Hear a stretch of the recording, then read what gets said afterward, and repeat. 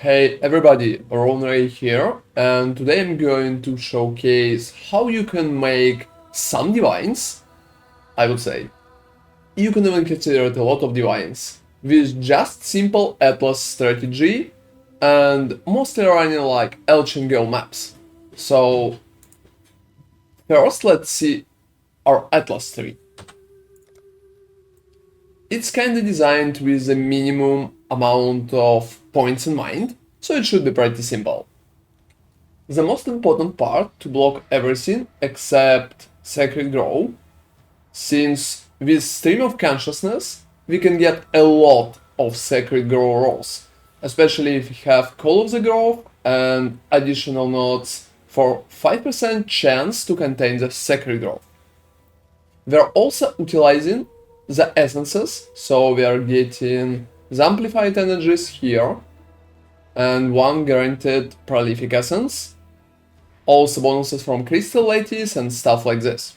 Since we are completing a lot of maps, we are also benefiting a lot from remnants of the past, since Elder Guardian maps and Shaper Guardian maps can cost a lot, and Conqueror Conquerors, when map bosses can drop the Conquerors maps.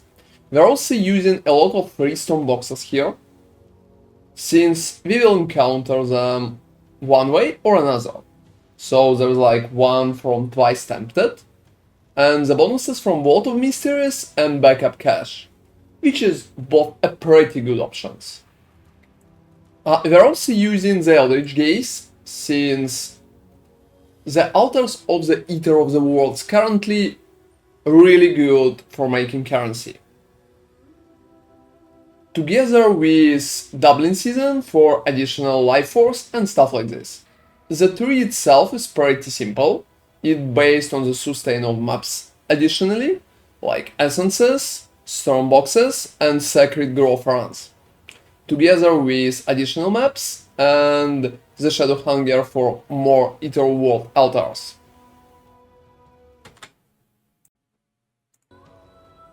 So, what should we run?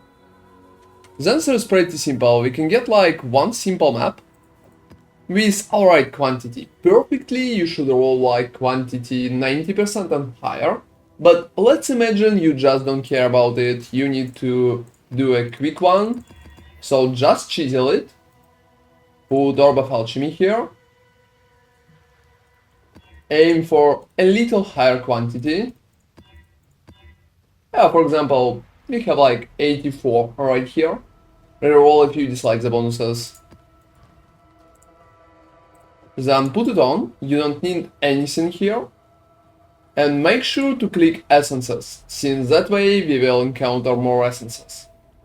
Our influence is Eater of the Worlds, and that's pretty much it. The only thing that you might need to buy if you don't have it already, and if you can make profit a little higher, it's Remnants of Corruption. So that's pretty much it. You can get them for like 1 or 2 chaoses in the bulk, just on the trade side or in TFT Discord. So that's pretty much it. You will need them to corrupt essences in the process, if you want a little higher amount of currency. So the hard thing is pretty simple. You should just aim for the golden, since it has higher price out of them all. And just choose the higher tiers of seeds. That's pretty much it. It should be pretty fast. Just go in and deal with them. So after this, you will be able to get some expected life force. Sometimes it will be more, sometimes it will be less. But that's pretty much it. So just aim for the any golden one to get as much life force as possible. And don't overthink it, the harvest should be a pretty fast part of the runs. So the question is when to use the Remnant of Corruption. It's mostly when you encounter Misery, Envy, Dread or Scorn essences. For example, you can see Shrieking Essence of Envy here. Also, if you can see the essence monster that has like a lot of essences like this, you should definitely corrupt him. So that way we're just getting the better set.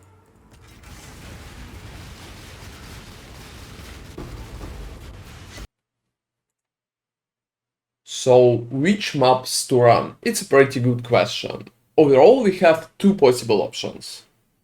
First is beach here. It's a decent map with pretty narrow layout when you can run it pretty fast. The idea is that you are getting the fortunate, and you are getting them pretty often. This way is stable, but the higher peak of returns is not that big. You can get a few fortunes here and there, but don't expect to get much. Usually in an hour you get about like 4 to 5, and I would say anything close to 10 will be a really good drop. And the second option, which I overall recommend, it's Crimson Temple. With Crimson Temple you can get the Apothecary here. It's a really good option, and you will probably not see them really often, but if one will drop in like 20 hours, that's amazing amount of divines. Since one Apothecary currently is about 64 divines, and it could be like a really good option. Especially for like newer players, you can sell it, you can go for the Mageblood, and it can help you a lot. So you can also get 7 years of bad luck from the Crimson Temple, so it's like a second option in case Apothecary will not drop. So most of the cases Crimson Temple should be a better option. But if you dislike the layout or just don't want to push for higher things with lower chances, you can always try the beach together with the fortunate here. In my calculation, I'm using the Crimson Temple together with Apothecary. And overall, I recommend farming exactly it. So here is the loot breakdown of 1 hour of runs. I pretty much calculated this on average after several hours of runs and put it in the table so it will be easier for you to understand what to expect in the maps. So we're currently looting the currency like Sextants, Chaos Drops, Fusions and Bubblegum currency. This is pretty important, but if you don't want to loot some of those, that's alright, since we're not getting a lot of divines from it. As you can see, it's only 0.7. We're getting a lot from the essences, so make sure you're looting them and you're selling them. And that's pretty much an idea. There's also valuables like Conqueror maps, like Shaper maps, like Scarabs, like Screaming Invitation parts, and stuff like this. It's pretty important and it's part of the stuff that we are getting money from. And the most important part here is Lifeforce. We're pretty much running it to get the huge amounts of Lifeforce with zero investment. The idea is always focus on yellow and get like purple and blue next. So moving forward, there's also possible RNG drops like 7 years of bad luck, invitations, Apothecary in theory, like divines from storm boxes and stuff like this. I never counted it in the final profit, but with this, the profit can skyrocket. If you will get lucky, it's cool. But we are focusing here on stable profit. The stable profit, with my speed, it's about like 4 to 6 divines, based mostly on the Lifeforce drops. I have chosen 4 as absolute minimum that you can get with this strategy. So you can also run more maps than 11, since my build is not that fast. You can run like 15, like 20, even 20 maps. So that way you'll get more profit. Up to, I would say, 10 divines in an hour. So that's pretty much an idea. I also want to go through the tips that I wrote down there to showcase them. The first one is in Harvest always aim for Yellow Lifeforce. Since Yellow Lifeforce is the most pricey one out of them all, it's pretty simple, so just always click the yellow one. Try to kill the boss as fast as possible to get better altars. This is pretty important since the altars from monsters are better than the one for bosses. That way, if you will kill the boss, you will only receive the altars for the monsters and not for the boss itself, which is pretty good. Corrupt only right essences, I already showcased it, it's Misery and with Dread and Scorn. Make sure you're corrupting those, since it's pretty important. Be really careful with altars and battlefield maps, that could be pretty important as well, since you are losing the moment if you are dying on the map, so don't overbuff them. Take quantity altars before going into harvest. This one is pretty simple. First, you need to clear your map, get the altars for quantity, and you need to go to harvest after that, to maximize the amount of life force you're receiving. Sell things in bunches to divines. This is like pretty important, and make sure you're always selling both essences and life force in bunches to divines. When you are selling lower parts for like chaoses, you are losing money. Run Crimson Temple for peak profit and Beach for more stable version. This is pretty simple as well. If you expect to get like some big drops like Apothecary or 7 Years of Bad Luck, you should aim for Crimson Temple. And if you're not that ambitious and want to have more stable low tier profit, aim for Beach since it can drop Fortunate, which is pretty good divination card.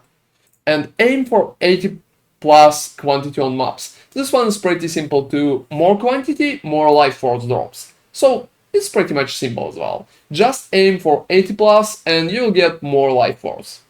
So the stable profit should be around 4 divines an hour at minimum, and go up to 8 divines, I would say, without big drops. With big drops it can go, you know, as high as possible. You can just drop like 2 Apothecary.